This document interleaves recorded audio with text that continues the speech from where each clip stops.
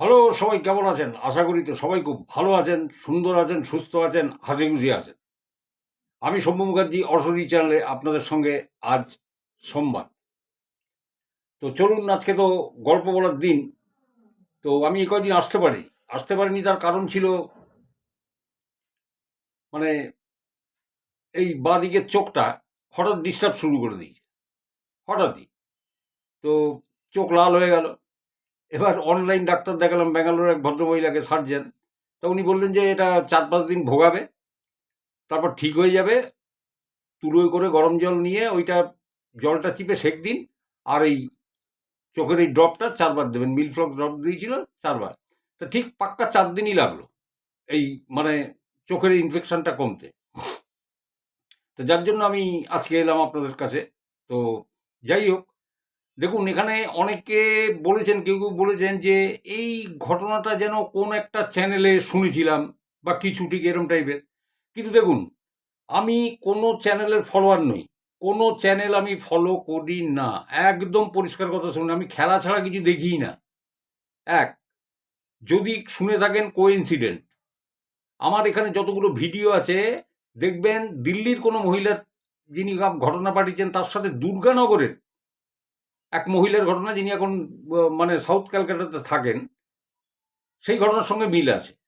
তো এইগুলো হয়ে যায় কি, মনে হয় যেন কোথায় শুনেছি। না, হবে না।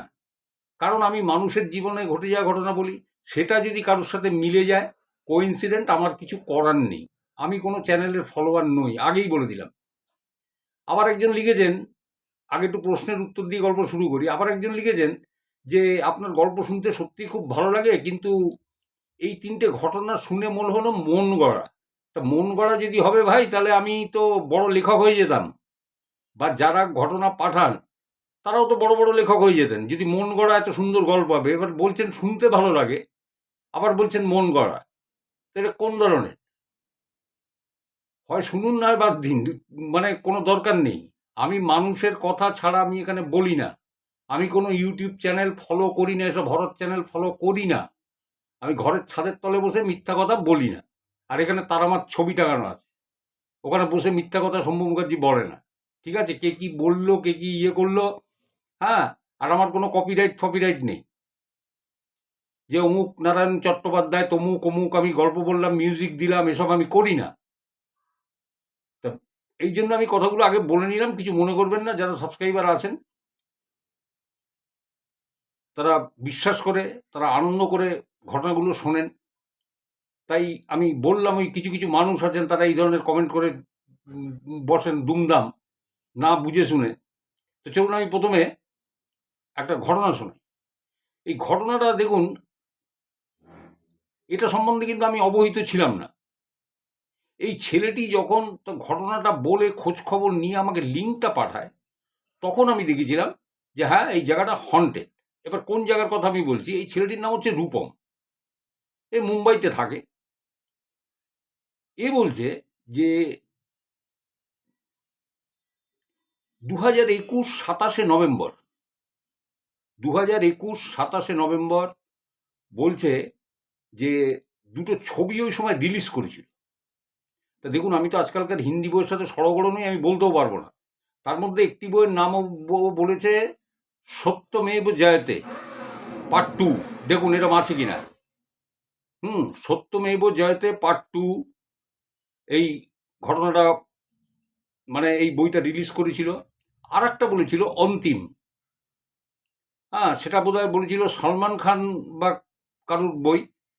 তো বলছে এই দুটো ছবি রিলিজ করে, এবং আমি ছবি দুটো দেখতে, ও বলছে আমি ছবি দুটো দেখতে থানের এটার্নিটি মলে আমি যাই। এবার ঘটনাটা হচ্ছে এখানে, এই যে এটার্নিটি মলটা যেটা থানেতে আছে, এটার্নিটি মল, এই মলটা কিন্তু হান্টেড।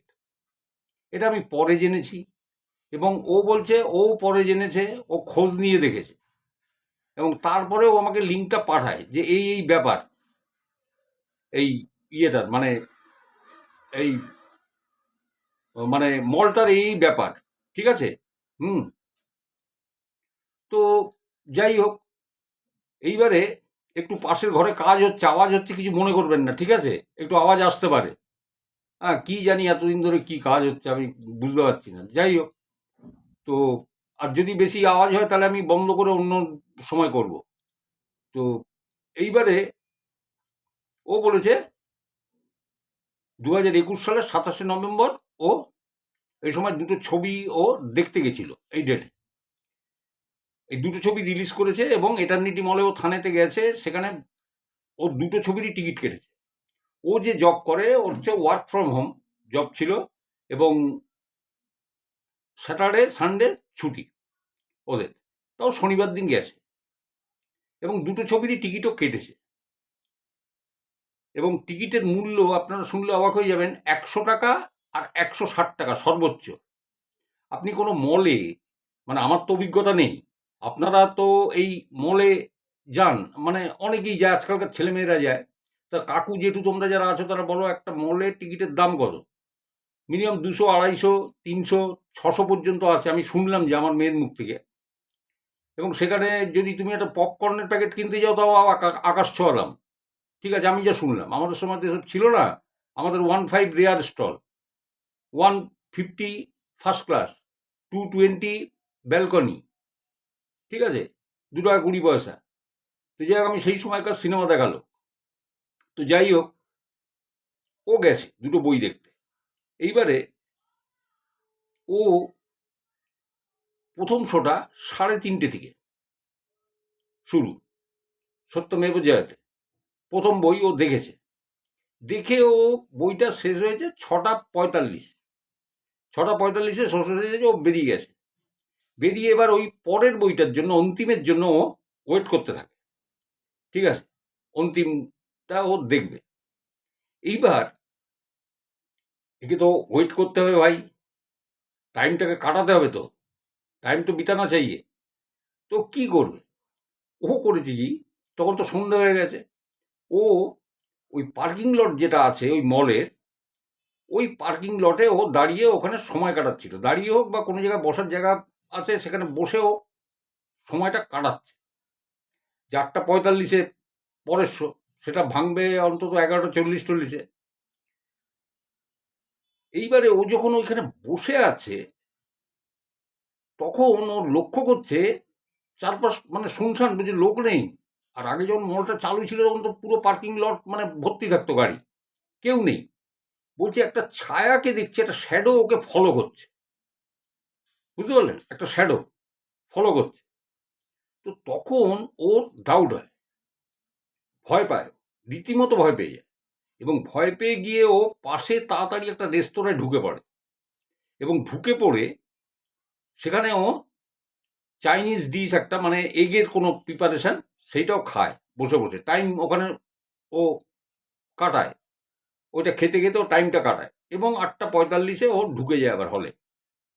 ঠিক আছে, 8:45-এ ও ঢুকেছে। ঢুকে ও বইটা যখন দেখে বেরিয়েছে তখন 11:45 হয়ে গেছে। ও বইটা দেখে বেরিয়ে ও বলেছে আমি একটা উবের নিই, উবের বুক করি, উবের বুক করে আমি বাড়ি চলে আসি। আমি বাড়ি আসি, মা আমাকে খেতে দেয়, ডিনার দেয়, আমি খাই। খেয়ে দিয়ে আমি কিন্তু শুয়ে পড়ি। এবারে বলছে শুয়ে আমার ঘুম আস্তে আস্তে, বললো আমার 1টা হয়ে গেছে, রাত 1টা বাজে, আমি শুয়ে আছি। বললো সাডেনলি আমার ঘুম ভেঙে যায়, মানে ভোরের দিকে হঠাৎ বুকের পরে আমি একটা চাপ অনুভব করি। মনে হচ্ছে আমার, মানে দম বন্ধ হয়ে যাচ্ছে, বুকের পরে কেউ বসে আছে, মানে বিশাল চাপ। বলে আমি ঠপ করে চোখ মেলে দেখছি যে আমার বুকের পরে কোনো একজন মহিলা বা কোনো মেয়ে এরকম বসে আছে চেপে। বলে আমি ধাক্কা মেরে, আঙ্কেল আমি ধাক্কা মেরে তাকে সরিয়ে দিই, সরিয়ে আমি উঠে বসি। উঠে বসে সঙ্গে সঙ্গে আমি ঘরের আলো জ্বালি, কিন্তু সে কোথায় গায়েব হয়ে যায়, আমি দেখতে পাইনি, আমি কিছুই দেখিনি। আমি আলোটা জ্বালি, আলোটা জেলে আমার বুক ধড়াস ধড়াস করতে থাকে। তখন প্রায় ভোর হয়ে এসছে, 3:40 থেকে 3:45 বলছে, যে এই টাইমে ঘটনাটা ঘটে, যে তার বুকের পরে কোনো মহিলা চেপে বসে আছে। ও পরিষ্কার চোখ খুলে দেখেছে। এবার ও ধাক্কা মেরেছে তাকে, ধাক্কা মেরে উঠেও গেছে, উঠে আলো জ্বেলেছে। এবার বলছে যে ভোর হয়ে গেছে, আমার তো সেভাবে ঘুম হয়নি। মা সকালবেলায় উঠেছে, তখন মাকে আমি সমস্ত ঘটনা খুলে বলেছি। বলে আমি সেই তখন ওই 3:45-এ যখন এই ঘটনাটা ঘটে আমি সঙ্গে সঙ্গে লাইটটা জ্বেলে আমি ঘরের জানলাগুলো খুলে দিই, এবং জানলাগুলো খুলে আমি মোবাইলে হনুমান চল্লিশা আমি জোরে জোরে চালিয়ে দিই, এবং আমি আর তারপরে ঘুমোতে পারিনি। সকালবেলা হলে বললো আমার মা তো তাড়াতাড়ি ঘুম থেকে ওঠেন, আমি মাকে সব বলি, এবং আমার রিলেটিভসদের সাথে আমি আলোচনা করেছি এইটা নিয়ে যে আমার এরকম এরকম হয়েছে, আমি ওই হলে গেছিলাম ওইখানে। তখন তারা বলেছে যে রাতে তোমার পারফিউম মেখে বেরোনো উচিত হয়নি। যেটা যেটা বলেছো আমি সেটাই বলছি আপনাদের, কারণ আমি বাড়তি কথা কিছু বলি না। বলছে তারা নাকি বলেছে যে রাতে পারফিউম মেখে কোনো ওই জায়গাটা হন্টেড, ওখানে যাওয়া তোমার উচিত হয়নি, বা সিনেমা দেখতে যাওয়াটা ওইখানে ঠিক হয়নি। এক, দুই হচ্ছে যখন এইরকম তুমি দেখেছো যে এইরকম কোনো শ্যাডো তোমাকে ফলো করছে বা কিছু, তুমি ভয় পেয়ে গেছো, তখন অবশ্যই বাইরে থেকে, এছাড়া অন্যান্য সময় বাইরে থেকে আসলে পরে সাবান নিয়ে নেওয়া উচিত, মানে বলছে স্নান করা উচিত। ঠিক আছে, বলে পরে তখন আমাকে বলছে যে আমি খোঁজ নিয়ে দেখেছি যে ওটা হান্টেড, ওই মলটা ক্লোজ হয়ে যায় একটা টাইমে, কারণ ওখানে একটা ইনসিডেন্ট ঘটে। আমি পরে ওটা আমাকে ও যে লিঙ্কটা দেয় সেইখানে গিয়ে আমি দেখি যে থানের ওই এটার্নিটি মলটা হান্টেড হয়ে যায় 2012 পর থেকেই হান্টেড হয়ে যায়। 2012-তে 41 বছর বয়সী কোনো মহিলা, মানে ওই সুইপারের ইয়ে টিয়ে করে, যারা ক্লিন করে, সুইপিং করে, ওই ডিপার্টমেন্টেরই এক মহিলা, সে করেছে কি ওই মানে পরিষ্কার ঝরিষ্কার করার সময় বা চলমান সিঁড়ি পরিষ্কার করার সময় বা তার কাজ পরিষ্কার করবার সময় কিভাবে টপকে ওই সেকেন্ড ফ্লোর থেকে নিচে পড়ে যায়, একদম গ্রাউন্ডে পড়ে যায়, এবং হাসপাতালে নিয়ে যাওয়ার পরে বোধহয় কিছু কথাবার্তা বলেছিল, বললো যে আমি এইভাবে পড়ে গেছি, মারা গেছিল, এবং ওই মহিলার নাম ছিল Durga. As far as I know from YouTube, আমি যতটা, মানে আমি ইউটিউব দেখি না, ওই যে বললাম না কোনো হরর ইউটিউব ও দিয়েছে বলে আমি কিন্তু দেখেছি। অনেকে আমাকে লিঙ্ক পাঠান, না না কাকু এইটা দেখবেন, কেউ বলে দাদা এইটা দেখবেন, আমি কিন্তু দেখি না। কিন্তু ওর এই ঘটনাটা শুনে আমি ওইটা খুলেছিলাম, এবং খুলে দেখলাম যে হ্যাঁ ঘটনাটা সত্যি 2012, এরপর থেকে কিন্তু ওটা হান্টেড হয়ে যায় এবং শুনটা বন্ধ হয়ে যায় ওখানে। খালি এই থিয়েটার ইয়েটা চালু ছিল, চালু আছে, এবং টিকিটের দামও খুব লেস প্রাইস। আমি আপনাকে বললাম 100, আর সর্বোচ্চ 160। ঠিক আছে, আর ও ওই হলেই গেছিল। ও বলছে যে যখন আমি গেছি তখন ওই থিয়েটারটাই চালু আর সব বন্ধ।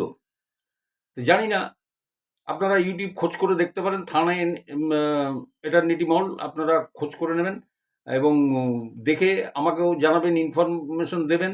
এবং এখন ওটা বন্ধ আছে কিনা আমি জানি না, মানে আমার তো মনে হয় বন্ধ আছে।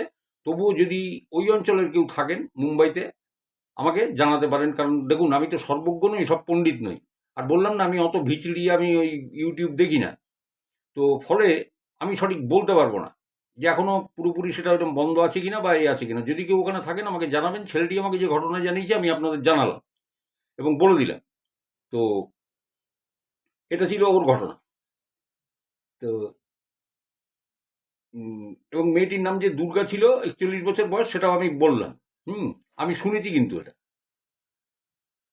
আমি শুনেছি, শোনাটাই আমি বললাম। এবার ঠিক বললাম কিনা আপনারা একটু খোঁজ করে নেবেন। অনেকে হয়তো ইতিমধ্যে দেখেওছেন, তারা হয়তো কমেন্ট করে বলতে পারেন যে হ্যাঁ এরকম হয়েছে, জানি না সঠিক। তো ওর সাথে যেটা ঘটেছে আমি খালি সেইটুকুই বলেছি। ও ভয় পেয়ে গেছিল। ও মনে হয়, মানে ও জেনে গেছিল ওই জায়গাটা হন্টেড, না ও না জেনে গেছিল আমি জানি না। কিন্তু ও যখন আমাকে বলছে যে আমি পরে খোঁজ নিয়ে দেখেছি ওটা হন্টেড, তার মানে ও জানতো না। ঠিক আছে, ও উবের ধরে ওখানে গেছিল, আবার উবের ধরে বাড়ি ফিরে এসছে। তো যাই হোক, আমি ঘটনাটা বললাম, আপনাদের কেমন লাগলো আপনারা কমেন্ট সেকশনে জানাবেন। আর কোনো ঘটনার সঙ্গে যদি আমার ঘটনা যদি মেলে, তাহলে একটা জিনিস অন্তত মাথায় রাখবেন, আমি মিথ্যা কথা বলি না। আমার কাছে ঘটনা আসবে না আমি বলবো না, আনাদার কোশ্চেন, কিন্তু আমি ওই কারোরটা টুকে না আমি বলি না। কেউ কেউ বলেন অমুক চ্যানেল থেকে এটা আপনাকে যে পাঠিয়েছে অমুক চ্যানেল থেকে, আরে ভাই সে জানে কোথার থেকে পাঠিয়েছে, আমি তো দেখিনি। ঠিক আছে, তো আমি আমার দিক থেকে ঠিক থাকলেই হলো। চলুন পরের ঘটনা আমি বলি। পরের ঘটনাটা হচ্ছে যে এই ঘটনাটা বলরাম দাস বলে একজন মানুষের ঘটনা জীবনে। তা এ, মানে আমি বলে দিই, নদিয়ার তেহট্ট বা বেতাই যে জায়গাটা আছে, এই যে দক্ষিণ পশ্চিম যে একদম এন্ডটা এটা আহ, একদম মানে মুর্শিদাবাদের খুব কাছাকাছি, খুব যুক্ত আর কি, বেশিক্ষণ লাগে না, ওখান থেকে সময় লাগে না। তো ওদের ওখানে ওই যে ছেলেটি আমাকে বলেছে, ওদের ওখানে বলরাম দা বলে একজন থাকতো। এটা 2015 ঘটনা আমি আপনাদের বলছি। বলরাম দা, তো সবাই আহ, একে ওই বলদা বলদা বলতো। বলরাম, তা শর্টকাটে বলদা। হ্যাঁ, ও বড় মানে, আর এই বলরাম, বলরাম দাস এই হচ্ছে মানে সব রকম জিনিসের এ করে, বুঝতে পেরেছেন? মানে কি বলবো, মানে কার রান্নাঘরে সাপ ঢুকেছে, বড়কে ডাকো। কার কার মানে মেয়ের বিয়ে, হ্যাঁ বড়কে ডাকো। হ্যাঁ, পাড়ার ছেলেদের সাথে মিলে সে চাঁদা টাদা তুলে সে ব্যবস্থা করে। আর এই বড়রামরা খুব কষ্ট করে সংসার চালাতো মাকে নিয়ে, মানে কিরকম, মানে লোকে 5 মাস খাটিয়ে নিত, বলো আমার বাড়ির 4 দিন কাজ আছে, হ্যাঁ এই 4 দিনে এইটা একটু পরিষ্কার ঝিষ্কার করতে হবে, করে দেবে, বলো দা তাই করতো। এবং করে সে সৎ পথে পয়সা উপার্জন তো মাকে নিয়ে কষ্ট করে থাকতো, আর বহুত পরোপকারী। তো এই বলদার একটা ঘটনা আছে, কিভাবে এই বলদা মানে জীবনটা চেঞ্জ হয়ে গেল। বলছে 2000, এই বলদা কিন্তু এই ছেলেটাকে বলেছে নিজে। এই ছেলেটি, আমি খুব ভালো চিনি ছেলেটিকে, ঠিক আছে, কোর্টে চাকরি করে, আমি বলে দিচ্ছি। তা আমি নামটা নিলাম না, তো বলদা নিজে বলেছে ঘটনাটা 2015 সাল। 2015 সাল, এই বড়দার এক বন্ধুর বাবা মারা গেছে, ঠিক আছে। এইবারে ওখানে নিয়ে যাওয়ার দুটো শ্মশান আছে। একটা হচ্ছে ওখান থেকে, তখন তো এই কাচের গাড়ি ফাড়িগুলো শকট টকটগুলো ওখানে সেরকমভাবে চালু হয়নি, তবে ম্যাটাডোর বা 407 এগুলো তখন ওই যেত রেতো।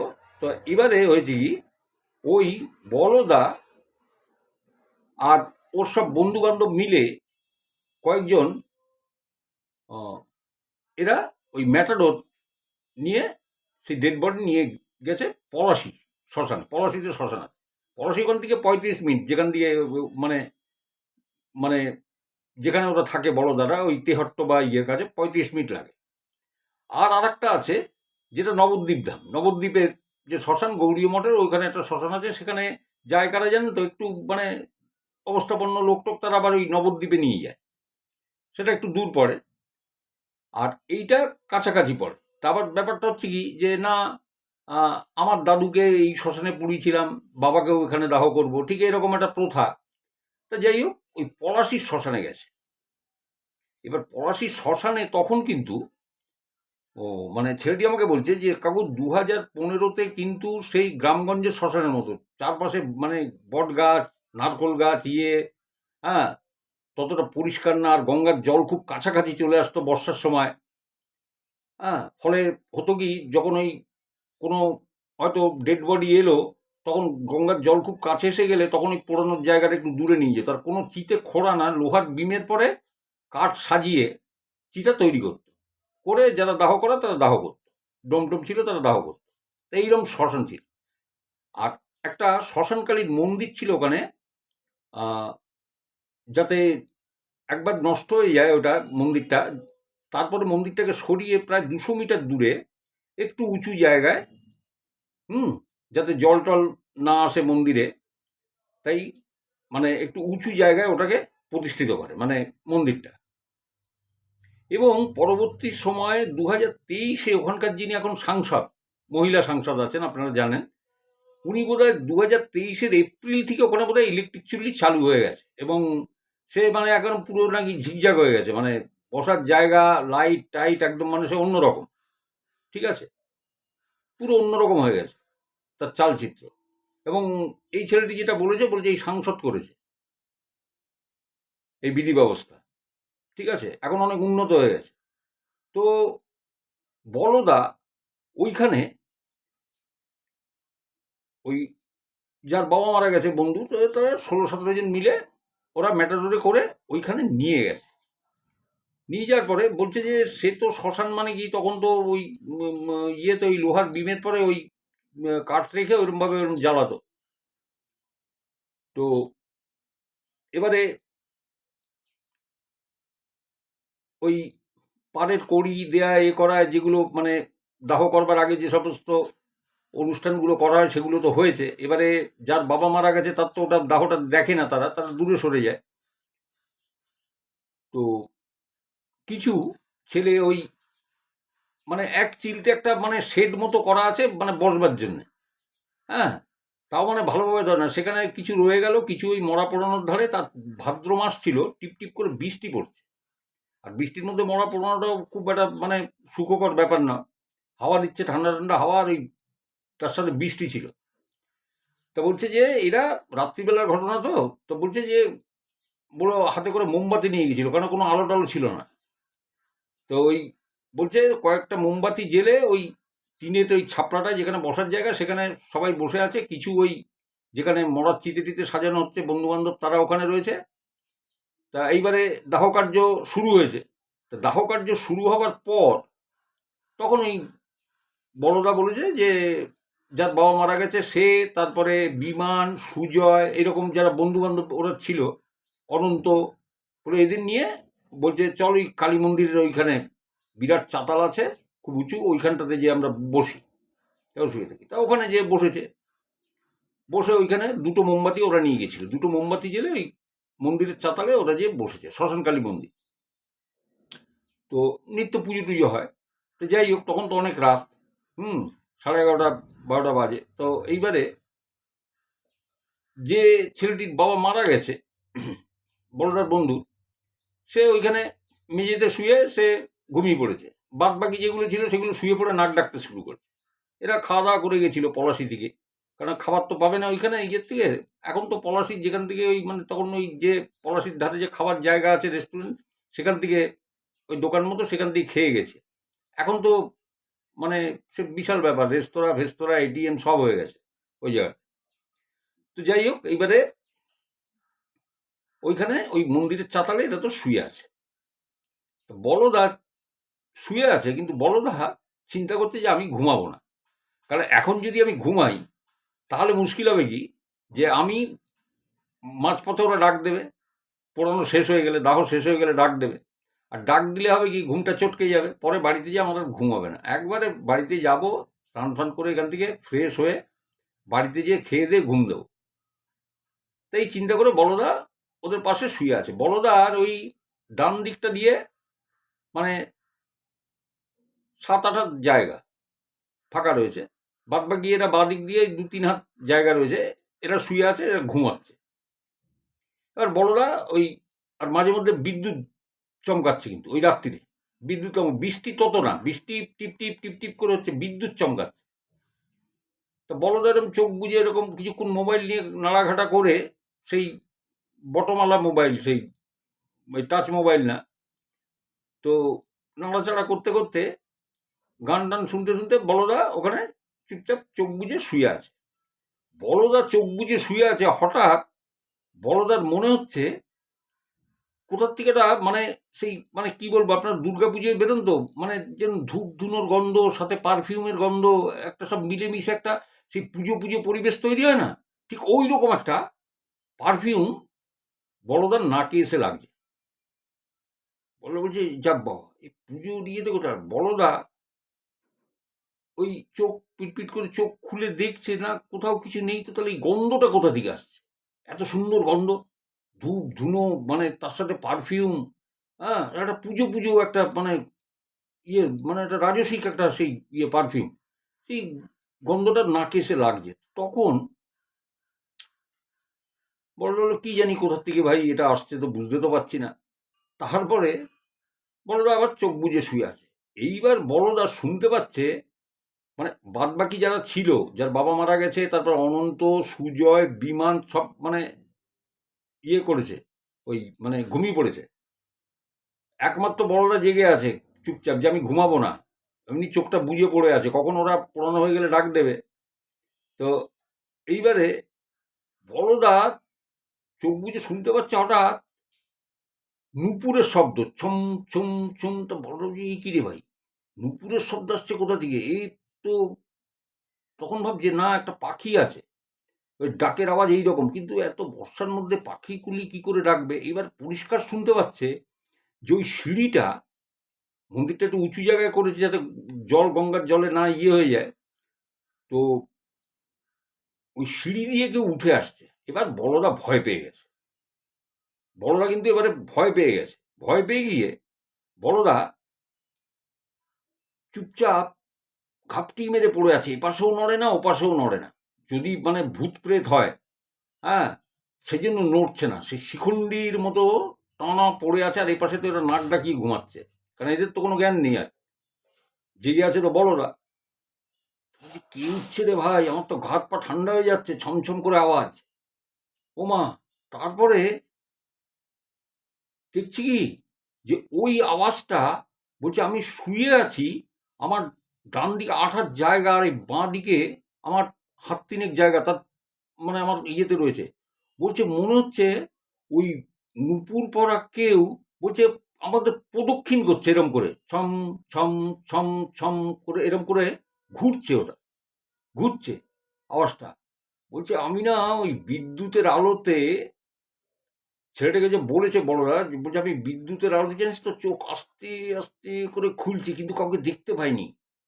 খুব আমি খুলেছি, বিদ্যুতের চমক দিচ্ছে, সেই আলোতে কিছু বোঝা যাচ্ছে, কিন্তু কাউকে দেখা যাচ্ছে না, কিছু দেখতে পাইনি। বলে আমি আর নড়ি না, আমি ঘাপটি মেরে চুপচাপ শুয়ে আছি। বলছে হঠাৎ মনে হলো ওই যে নুপুরের আওয়াজটা, ওইটা হয়ে গেল, মানে ওই যে নুপুরের আওয়াজটা, ওইটা হাঁটতে হাঁটতে, বলছে আমার মাথা থেকে ফুট ১.৫, ম্যাক্সিমাম ১.৫ ফুট দূরে, আমি মানে একটা আন্দাজ করতে পারছি, ওই ঝমঝম শব্দটা ওইখানে এসে থেমে গেল। বললে বিশ্বাস করবি না, সে কি চন্দনের গন্ধ! বলে ভুর ভুর করছে চন্দনের গন্ধ। বলছে আমি না কাঠ হয়ে পড়ে আছি, যে এসব কোথা থেকে হচ্ছে, আমি তো কিছুই বুঝতে পারছি না। এবার ঘাটটার মোটকে না দেয়। বলো এরপরে ওই চন্দনের গন্ধ, ওই আস্তে আস্তে শুনলাম ওই ঘুঙুরের আওয়াজটা না পিছন দিকে সরে যাচ্ছে, অর্থাৎ মন্দিরের যে যেখানে ঠাকুর থাকে ওই দিকে আওয়াজটা চলে যাচ্ছে। হ্যাঁ, যেতে যেতে আওয়াজটা মিলিয়ে গেল, আর গন্ধগুলো চলে গেল। বললো আমি ওই দেখে চোখ খুলে, আমি কাউকে কিছু দেখিনি, খালি মন্দিরের মধ্যে আমি যেন আওয়াজটা ঢুকে গেল, এইরকম আমি দেখেছি, মানে শুনেছি, অনুভব হয়েছে। আর ওই চন্দনের গন্ধ, আর ওই পারফিউম, আর ওই ঝুমঝুম আওয়াজ। বললো আমি এক লাফ দিয়েছি, যেখানে শুয়েছিলাম লাফ দিয়ে বিমানের ঘাড়ে পড়েছি। তখন বিমান বলছি, হ্যাঁ কি করছিস তুই, রাত্রে ঘুমোতে দিবি না, এ করতে দিবি না, সে করতে দিবি না। এবার অনন্ত যে গেছে, সেও খেঁচাখেচি করছে, হ্যাঁ তুই ঝামেলা করছিস, ঘুম চটকে দিলি, এ করলি সে করলি। বলে আরে ভাই কি হয়েছে দেখ, এরকম ঝুমঝুম আওয়াজ। বলে ধর কোথায় ঝুমঝুম আওয়াজ, আমি পাইনি, কিচ্ছু পাইনি, আমরা তুই বেকার এই সমস্ত ঝামেলা করছিস না, ইয়ার কি মারছিস আমাদের সাথে রাত্রিরে। তো যাই হোক, এর মধ্যে ওদের ফোনে কল এসছে, বলে যে হয়ে গেছে, শোন আর 15 মিনিট, তোরা রেডি হয়ে যা। হ্যাঁ, আর 15 মিনিট বাদে ওই চিতাতে জল ঢেলে ঠান্ডা করতে হবে, তারপরে সবাই স্নান টান করতে হবে। তা বলছে চল তাহলে আমরা ওদিকে এগোই, যখন প্রায় শেষ হয়ে এসছে। যাই হোক, দাহ কার্য শেষ হয়ে গেল। এরা জল টল ঢেলে কলসি ফাটিয়ে, এরা তো ওখান থেকে যারা যারা গেছিল সবাই গঙ্গায় স্নান টান করে নিয়ে, বড়রা এরা সবাই চলে এসছে। এরপরে এটা 2015 ঘটনা। এরপরে ওই 2015-ই শেষের দিকে বড়দা কোনো একটা লোকের সাথে ওখানকার গুজরাট চলে যায়। গুজরাট কাজের সন্ধানে, সেই আকালের সন্ধানের মতো কাজের সন্ধানে বড়দা গুজরাট যায়। এবং ওখানে যে বড়দাই পালিশের কাজ করে, যে মার্বেল পাথর দেখেছেন, মার্বেল পাথর তো আপনারা সবাই দেখেছেন, অনেকের ফ্ল্যাটেও রয়েছে, আপনারা থাকেন টাকেন, বাড়িতেও আছে। তো যাই হোক, সেই মার্বেল বসানো, ওই যে মার্বেলের ওই সমস্ত কাজের জন্য যায় একজন লোকের সঙ্গে। এবং সেখানে যে মালিকের কাছে কাজ করতো, তার বিরাট ব্যবসা, ওই ভদ্রলোকের গ্রহরত্নের ব্যবসা আছে, প্লাস এই টাইলসের ব্যবসা, টাইলস মার্বেল এইগুলো। এবার বলরামদার এই যে সততা, এই যে কর্মঠ, হ্যাঁ, এইটা দেখে না ওই মালিক খুব ইমপ্রেসড হয়ে যায়, এই বলরামদার প্রতি ভীষণ ইমপ্রেসড হয়। এবং একটা টাইম আসে 2015 থেকে আজকে এটা 2024, যে 2-3 বছরের মধ্যে যে বড়দা ওই বলরামদা ওই মালিকের একদম মানে মানে চোখের মণির মতো হয়ে যায়, যে বলো না থাকলেই কাজ হবে না, বলো এটা সামলে নেবে, বলো ওটা ইয়ে করবে, বলো দেখো তো ওই অর্ডারটা কি হলো, ওইটা মানে এক হাতে সব সামলা, দক্ষ মানে মানে পালিশের কাজ করতো। তো এই করতে করতে করতে একটা সময় হয় কি, যে ওই মালিক মানে বলরামদা নির্ভর হয়ে যায়, এবং একটা সময় হয় কি জানেন তো, ওই মালিক মারা যায়, এবং মালিক মারা যাওয়ার পরে মালিকের যে স্ত্রী যিনি, তিনি তো বেঁচে ছিলেন, তিনি তার ওই টোটাল ব্যবসাটা বলরামের নামে লিখে দেন, বলরামদার নামে। কারণ ওনার 2 মেয়ে বিদেশে থাকে, ঠিক আছে, অনেক এদিকে তারা বিদেশে থাকে, এবং তাদের এখানে আসার প্রশ্ন নেই, বলরামদার ইয়েতে লিখে দেয়। এবং বলরামদা এখন বলরামদার শোরুম নিজস্ব, এবং আপনারা যে অমুক রিয়া তমুক রিয়া এই সমস্ত পেপারে পড়েন যে মার্বেল অ্যান্ড টাইলস হ্যানা তেনা, বলরামদা মাল ওখান থেকে যায়, মানে সাপ্লাই করে ওদের, মানে এত বড় কারবারি, নিজস্ব শোরুম গ্রহরত্নের, আপনি চিন্তা করতে পারেন। এবং ওই যে 2015-তে বলরামদা চলে যায় গুজরাটে ওই লোকটার সাথে কাজের সন্ধানে, বলরামদা ওই 2015-র পর থেকে বলরামদা প্রত্যেক বছর আসতো। এখন মাকে নিয়ে ওখানেই থাকেন, গুজরাটে থাকেন, কারণ মা এখানে থাকতো। তো বলরামদা ওই বছরে একবার আসতো, ওই দুর্গাপুজো আগে আগে চলে আসতো, লক্ষ্মী পুজো পার করে বলরামদা চলে যেত, ঠিক আছে। আর এখন যখন আসে না, ওই দুর্গাপুজো লক্ষ্মী পুজোর সময়, দুর্গাপুজোর সময় আসে, তখন এখানে এসেই ফট করে একটা নতুন মডেলের একটা বাইক কিনে নেয়, মানে এখানে যে কদিন থাকবে চালাবে ফেলাবে, তারপর যাওয়ার সময় বিক্রি করে দিয়ে যাবে, কাউকে বলে এই তুই এটা চালা, আমি যখন আবার আসবো তখন আমি এখানে তাহলে ঘুরতে পারবো, মানে এইরকম লোক, ঠিক আছে। আর এই যে আসে না, আসে সেই তখনকার যে পরোপকারিতা ছিল, এখনো তাই, কার জামা নেই, কার প্যান্ট নেই, এখনো আসলে পরে কার জামা নেই, কার প্যান্ট নেই, কার খেলার কেটস নেই, বুঝলেন তো, সব কিনে দেবে। ও 6 তারিখে আমাকে ঘটনাটা পাঠিয়েছে, বললো বোধহয় 10 তারিখে পুজো ছিল 2024 অক্টোবর, তো বলছে যে আমি ঘটনাটা পাঠাচ্ছি, আজকেও দেখেছি বলার আগে, বলছে ক্লাবের এই বারান্দায় সবার সাথে বসে গল্প করছে, চেয়ারে বসে গল্প করছে, বলদা এসছে, এই চলে যাবে, লক্ষ্মী পুজো পার হলে চলে যাবে, ঠিক আছে। তো দেখুন একটা মানুষের ভাগ্য, তা বড়রা তখন ওকে ঘটনাটা বলতে বলতে বলছে, বলে জানিস সেদিনকে ও পুরো ওই শ্মশানকালী দেবী মা ছিল, যার আশীর্বাদ আমার পরে বর্ষিত হয়েছে এবং ইয়ে হয়েছে, আমি বুঝতে পারিনি। এবং বড়রা বলেছে যে আমার মাথার কাছে এসে ওই ওই ঘুঙুরের শব্দটা থেমে যায় এবং দাঁড়িয়ে ছিল, এবং তার গা থেকে মানে মানে আমি না চন্দনের গন্ধে মানে ভুরভুর করছে, তোরা বললে বিশ্বাস করবি না, আস্তে আস্তে এই নুপুরের শব্দটা মন্দিরের ভিতরে মিলিয়ে যায়। আমি মানে আমি শিউরে উঠি, ভয় পেয়ে আমি বিমানের ঘাড়ে পড়ে গেছিলাম, তখন ওরা আমার পরে বিরক্ত হয়। কিন্তু এরপর থেকে এর ভাগ্যের চাকা কিভাবে ঘুরতে থাকে, এবং বিয়েও করেছে, ওখানকার নদিয়ার মেয়ে বিয়ে করেছে, একটা ছেলেও আছে, আমি তাও বলে দিলাম, একটা ছেলেও আছে, গুজরাটে থাকে, মা নিয়ে বউ নিয়ে ছেলে নিয়ে, ওখানে গুজরাট থেকে বিশাল ব্যবসা। এখানে আসলেই বললাম না, ওই মোটর বাইক রাখা থাকে, নয়তো কিনে নেয়, কিনে এখানে দুর্গা পুজো এতে করলো, এই পুজোর চাঁদা এনে, হ্যাঁ, ডেকে ডেকে পুজোর চাঁদা দিয়ে দেয়, ক্লাবে বসে আড্ডা টাড্ডা দেয়, আবার লক্ষ্মী পুজো হয়ে গেলে চলে যায়, ঠিক আছে। তো দেখুন একটা সৎ মানুষের কিভাবে তার জীবনের মোড়টা ঘুরে যায়।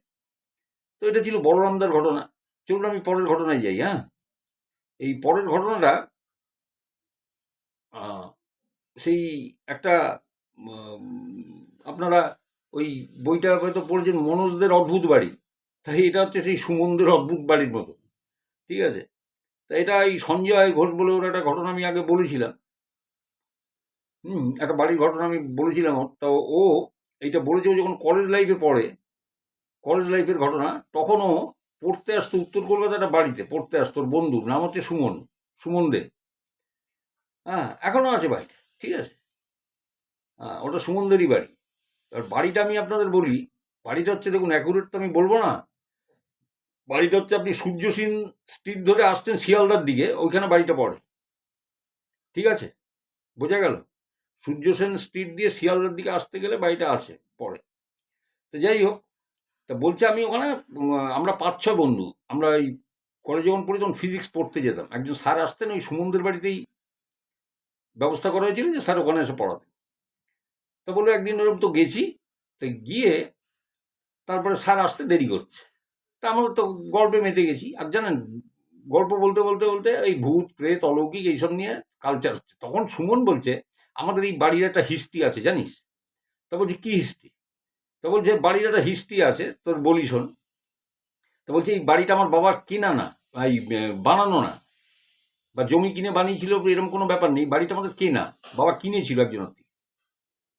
তো বললো আমি তখন খুব ছোট, ঠিক আছে, আমার হালকা অল্প বিস্তর আমার মনে আছে।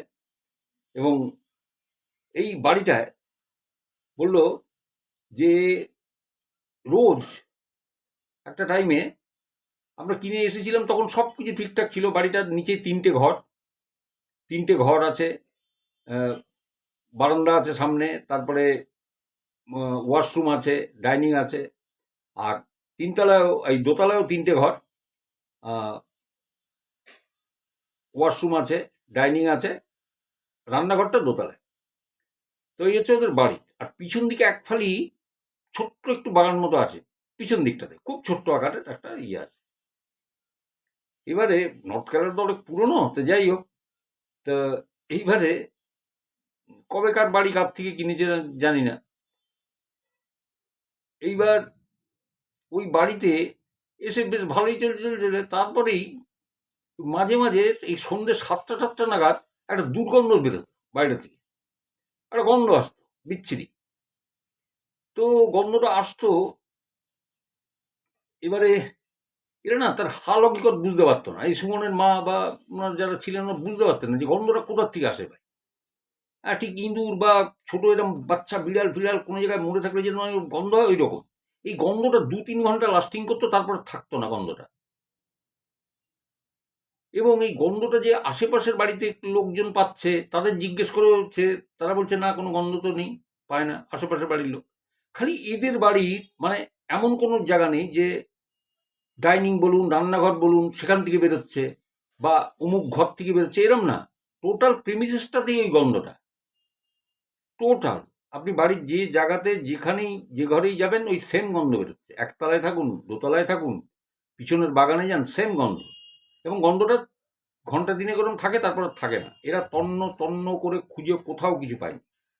পাশের বাড়ির লোকরা বলেছে দেখুন তাহলে কোনো জায়গায় ইঁদুর মরে আছে, অনেক সময় টের পাওয়া যায় না। এরা তন্ন তন্ন করে কোথাও খুঁজে যখন পায়নি, এইবারে সুমনের মার কিরকম ডাউট হয়েছে। এবার নর্থ ক্যালকাটা জানেন তো আপনার অনেক জ্যোতিষী টতিষী তান্ত্রিক অনেক আছে, কিন্তু এখনো আছে। হুম, এগুলো আপনি সাউথ দিকে, সাউথে পাবেন, সাউথে আরো ইন্টিরিয়ারে পাবেন, নর্থের দিকে আছে, অনেক আছে, জ্যোতিষ চর্চা করেন বা তন্ত্র মন্ত্র জানেন, এরকম আছে। একজনকে এরকম জানাশুনো তিনি, সুমনের মা তাকে বলেছিলেন যে এই ব্যাপারে আপনি একটু দেখবেন। তা বলছে ঠিক আছে আমি যাব, যে সময় গন্ধ বেরোয় আমি সেই সময় যাব। তা উনি এসছেন ভদ্রলোক। তা আসার পরে তো ভদ্রলোক সারা ঘর, একতলা দোতলা সব ঘুরছেন। তা ঘুরতে ঘুরতে তারপরে সেই গন্ধটা তো বেরোচ্ছে, উনি তখন মিচকি মিচকি হাসছে। তো তখন সুমন বলছে কি আমার মা বা আমি তখন ছোট, তা ভাবছি কি যে ইনি কি তাহলে জানেন হাসছেন কেন। তারপর না ওই সেই সাইড ব্যাগে জলের বোতল ছিল, একটা বোতল থেকে জল নিয়ে উনি ছেটালেন সব জায়গায়। তা ছিটিয়ে তারপরে ফুল বার করলেন, ব্যাগের থেকে ফুল বার করে কি মন্ত্রতন্ত্র পড়ে জানলার উপরে এরম রাখলেন, রেখে তারপরে বলছে আপনাদের পিছনের ওই জায়গাটা চলুন তো, বাগানটা। তা পিছনের ওই যে ছোট্ট একটুখানি ইয়ে আছে সেখানে, সেই বাগানটাতে গেছে। তো বলছে যে আপনাদের খোঁড়ার কোনো জিনিস আছে?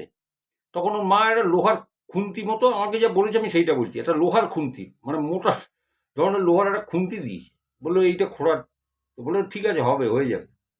এবার উনি একটা জায়গাতে খুঁড়ছেন, খুঁড়তে খুঁড়তে খুঁড়তে খুঁড়তে কিছুক্ষণ বাদে একটা হাড় বের করে নিয়ে আসছেন, 1 ফুট, 1 ফুট একটা হাড়। হ্যাঁ, 1 ফুট যেরকম যতটা হয় 1 ফুটের একটা হাড় বার করে হাড়টাকে মাটির থেকে তুলেছে, তুলে হাসছে। এই হাড়টার পরে জলে ছিটে দিয়ে লাল শালুর কাপড়ে ফুল টুল দিয়ে ওটাকে বেঁধে নিল। বেঁধে নিয়ে বলছে মাটি চাপা দিয়ে দিন, আর কিছু হবে না। মাটি চাপা দিয়ে দিন, আর কিচ্ছু হবে না, আর কোনোদিন গন্ধ টন্ধ পাবেন না। তো এরা তখন চিন্তা করছে যে কি ব্যাপার ভাই, হ্যাঁ, মাটি যদি হাটটা কি, তো উনি আর কিছু বললেন না, চললেন, মানে আর হয়ে গেছে, আর কোনো গন্ধ টন্ধ কিচ্ছু পাবেন না। তো উনি ওনার প্রণামী নিয়ে উনি চলে গেলেন। তা সুমনের মা বা উনি তো ডেকে এনেছিলেন, উনি তো জিনিসটা ব্যাপারটাই বুঝলেন না। তারপর একদিন দেখা হয়েছে, তখন দেখা করে জিজ্ঞেস করেছেন যে আচ্ছা ঠাকুরমশাই, আপনি যে ওই হাটটা ইয়ে করলেন না? বললো দেখো, এই বাড়ি বা এই জমি কাজ ছিল, দলিল কাজ ছিল, পর্চা, তারপর তার লিঙ্ক ডিড, কার থেকে কে কিনেছে, তার আগে কাজ ছিল, তার আগে এগুলো জানা যায় না। তবে যাই হোক না কেন, সে মানুষ হতে পারে, কোনো পশু হতে পারে, যে হাটটা ওটা পাওয়া গেছে, ওটা মানুষের কি পশুর আমি জানি না। তবে সাধারণত মাটির নিচে যদি কেউ দাফনে দিয়ে থাকে, সেটা হাড় বলো, মজ্জা, মাংস সব কিন্তু পঞ্চভূতে বিলীন হয়ে যায়, মানে মাটির সাথে মিশে যায়। একসময় খুঁড়লে কিছু পাওয়া যায় না, আবার অনেক সময় পাওয়া যায়। তা এই হাড়টা কিন্তু ইয়ে হয়নি, মানে মাটির সাথে ডাইলিউট হয়ে যায়নি।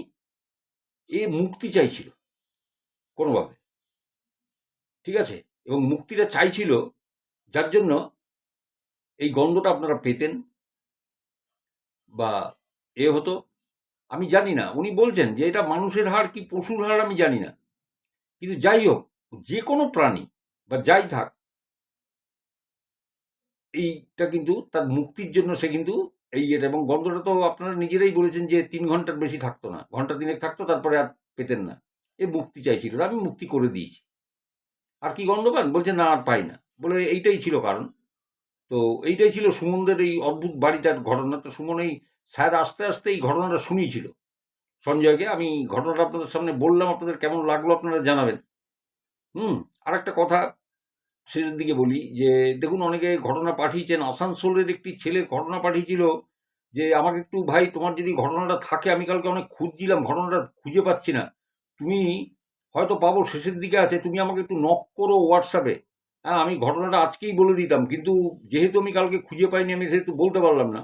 আমাকে একটু নক করো। আর আপনারা যারা ঘটনা পাঠাতে চান পাঠাতে পারেন। দেখুন আমার ওইখানে যেখানে লেখা আছে মা, ঠাকুমা, দাদু আর সব অতীত, ওর নিচে দেখবেন আমার হোয়াটসঅ্যাপ নম্বর দেওয়া আছে।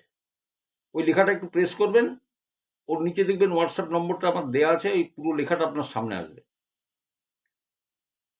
ওই হোয়াটসঅ্যাপ নম্বরে এসে একটা হাই লিখবেন। তবে যার কাছে গল্প অনেকে এসছেন, কিন্তু তারা কিন্তু আজও পর্যন্ত ঘটনা পাঠাননি, পাঠাবো, পাঠাচ্ছি এই করে রয়ে গেছেন, তাহলে আমার কী হবে জানেন তো? আমি বাধ্য হবো, অন্ত এত ভিড়ে দেখেছেন, ওই ছেলেটার ঘটনা আমি খুঁজে পাচ্ছি না, আমাকে নম্বর দিয়ে দিয়ে লিখে রাখতে হয় যে এই নাম্বারে ঘটনা আছে। তা যারা এসছেন তারা তাড়াতাড়ি পাঠিয়ে দিন, আর যারা পাঠাবেন না, আমি কদিন দেখবো, তাহলে আমি হোয়াটসঅ্যাপ থেকে উড়িয়ে দেবো, কারণ কোনো দরকার নেই আমার ওখানে রেখে, আমার তো কোনো লাভ নেই না। বেকার হোয়াটসঅ্যাপ জাম করে এক গাদা হয়ে গেছে, আমার এমনি দেখাচ্ছে অনেক স্টোরেজ হয়ে গেছে হোয়াটসঅ্যাপ। তো যাদের কাছে ঘটনা আছে তারাই আসুন, একটা থাকুক, দুটো থাকুক, কোনো ব্যাপার না। হয়তো আপনি কারোর থেকে শুনেছেন, হয়তো আপনার সাথে ঘটেছে, আপনার পরিবারের সাথে ঘটতে পারে, আপনার আত্মীয় স্বজনের সাথে ঘটতে পারে, আপনার পাড়া প্রতিবেশীর সাথে ঘটতে পারে, এরকম কোনো ঘটনা। কোনো জায়গায় বেড়াতে গেছেন, সেখানে আশ্চর্য কোনো ঘটনা আপনার সঙ্গে ঘটে গেছে, আপনি শেয়ার করতে পারেন। আপনার যদি মত থাকে, আমি নিশ্চয়ই সেটা হাইলাইট করব বা আমি বলবো সবাইকে। তো সবাই খুব ভালো থাকুন, সুস্থ থাকুন, অশরীরী চ্যানেলটার সাথে থাকুন, চ্যানেলটা সাবস্ক্রাইব করে রাখবেন। কারণ এই কারণে বলি, দেখুন রেলের ঘটনার মতো অনেকে ঘটনা শুনতে চান, অথচ ওই ঘটনা নিয়ে আমাকে অনেকে অনেক বঙ্গ মানে ব্যঙ্গোক্তি করেছে। তো ঠিক আছে, কিছু যায় আসে না। দেখুন, আমি ভুল করে একটা জিনিস বলতেই পারি যে গার্ডের থেকে কখনো, গুডস গার্ডের থেকে কখনো ড্রাইভার হওয়া যায় না, ঠিক আছে, দ্যাটস অল। ওটা আমার মিস্টেক, কিন্তু যিনি পাঠিয়েছিলেন তিনি মিস্টেক করেননি, তিনি আমাকে এটা কিন্তু বলতে বলেননি। ওটা আমি মানে স্লিপ অফ টাং আমি বলে ফেলেছি, ঠিক আছে, আমার ভুলটা আমি সবসময় স্বীকার করিনি। কিন্তু আর আমি উম, খুব একটা অযথা কথা যারা ঘটনা পাঠান তার বাইরে আমি কোনো ঘটনা আমি বলি না, সংযোজন করি না। ওইটা আমার একটা মিস্টেক হয়ে গেছিল, কিন্তু ওটার ভিউজ 210 উপরে হয়ে গেছে এখন মনে হয়, সব থেকে বেশি ভিউজ পেয়েছিল। তো এরম এরম ঘটনা কখন কি আসবে আমি তো জানি না, তাই চ্যানেলটা সাবস্ক্রাইব করে সাথে থাকুন। আপনারা কোনো ঘটনা পাঠাতে চাইলে পাঠাতে পারবেন। আবার বলছি, যাদের কাছে ঘটনা আছে তারাই আসবেন। হুম আমি বেশ কিছু মানুষকে আমি ফলো করছি, তারা রয়েছেন, আচ্ছা পাঠাবে, ও আচ্ছা পাঠাচ্ছি করছেন। এরপরে বাধ্য হবো আমি মানে ইয়ে করে দিতে, কারণ দেখুন যারা অরিজিনাল পাঠায় না, আমি তাদেরটা আমার শোনা হয় না। এই আসানসোলের ঘটনাটা খুঁজেই পাচ্ছি না। তো যাই হোক, আমি আজকে বললাম, ঘটনা কেমন লাগলো আমাকে জানাবেন। আর চ্যানেলের সাথে থাকুন, ভালো থাকুন, সুস্থ থাকুন, আনন্দে থাকুন। আমি মোটামুটি ঠিক আছি। হুম, দেখেই হয়তো খানিকটা বুঝতে পারছেন যে হ্যাঁ, আগের থেকে গলার স্বর বা অনেকটা ঠিকঠাক আছে আপনাদের প্রার্থনায় বা আশীর্বাদে, যাই বলুন। তারা আমার আশীর্বাদে ঠিকঠাক আছি। ঠিক আছে, এখনো পর্যন্ত আহ, ওই বাড়ির রান্নাবান্নাই খাচ্ছি, ঠিক আছে। হ্যাঁ, চলবে। ডাক্তার আমাকে সবই খেতে বলেছে, বললো আপনার জন্য কোনো মানে আমার কোনো বাধ্যবাধকতা নেই, আপনি আপনার জন্য সব পারমিশন আছে, আপনি খান।